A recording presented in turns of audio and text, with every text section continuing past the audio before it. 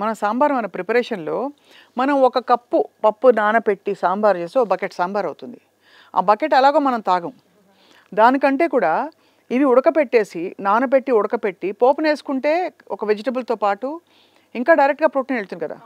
మీకు అర్థమైంది కదా క్వశ్చన్. ఎక్కువ లిక్విడ్ చేసుకుంటే కన్జ్యూమ్ చేయలేము. తర్వాత అండి మనకి చిక్ పీస్ కూడా చాలా హై ప్రోటీన్. చిక్ పీస్ కూడా చాలా హై ప్రోటీన్. అయితే మనం ఏం చేయాలంటే సోక్ చేస్తాం కదా, వాష్ చేసిన తర్వాత సోక్ చేసిన తర్వాత ఆ వాటర్ పారబోయొద్దు. దాంతోనే బాయిల్ చేయండి. బాయిల్ చేసిన తర్వాత వాటర్ పారబోయొద్దు. ఎందుకంటే సోక్ చేసినప్పుడు బాయిల్ చేసినప్పుడు దాంట్లో ఉన్న ఏదైతే విలువైన ఇంగ్రీడియంట్స్ ఉంటుందో దాంట్లో వాటర్లోకి వెళ్ళిపోతుంది. అది పారేసేస్తారు. అది పారేయకూడదు. అసలు 50% పోయినట్లే అప్పుడు. అదే కదా. సో ఏదైతే సోక్ చేస్తామో దానిలోనే బాయిల్ చేయాలి. ఆ బాయిల్ చేసిన దాన్ని కూడా మనకు కావాల్సినంత వాటర్ వేసుకొని దాన్ని కర్రీ కానీ ఇంకొకలాగా చేసుకోవాలి తప్ప ఆ వాటర్ పారేయకూడదు. సో దాన్నే మనం చాలామంది కూడా మనం వెజిటేబుల్ బ్రాత్, చికెన్ బ్రాత్ అంటారు. అవేం నథింగ్ బట్ ఇవి ఉడకబెట్టిన వచ్చిన వాటరే అనమాట. సో దాంట్లోకి విటమిన్స్, మినరల్స్ అని దాంట్లోకి వెళ్తాయి.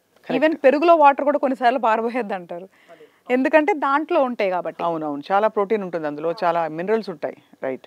ఒకవేళ మీరు అన్నట్లు ఇది కొన్ని రోజులు అలవాటు చేసుకోమంటున్నా. వెయిట్ లాస్ అవ్వాలనుకుంటున్నప్పుడు కొన్ని రోజులు అలవాటు చేసుకొని తర్వాత నార్మల్ డైట్లోకి వచ్చినప్పుడు మనకి ఇడ్లీ ఇదే అలవాటు ఉంది అనుకుంటే లిమిటెడ్ క్వాంటిటీస్, 1 ఇడ్లీ సాంబారు లేదా 2 ఇడ్లీ సాంబార్, అంత ఎక్కువ తినొద్దు. దాంతోపాటు కొన్ని నట్స్, ఒక ఫ్రూట్ కూడా యాడ్ చేసుకోవాలి. అది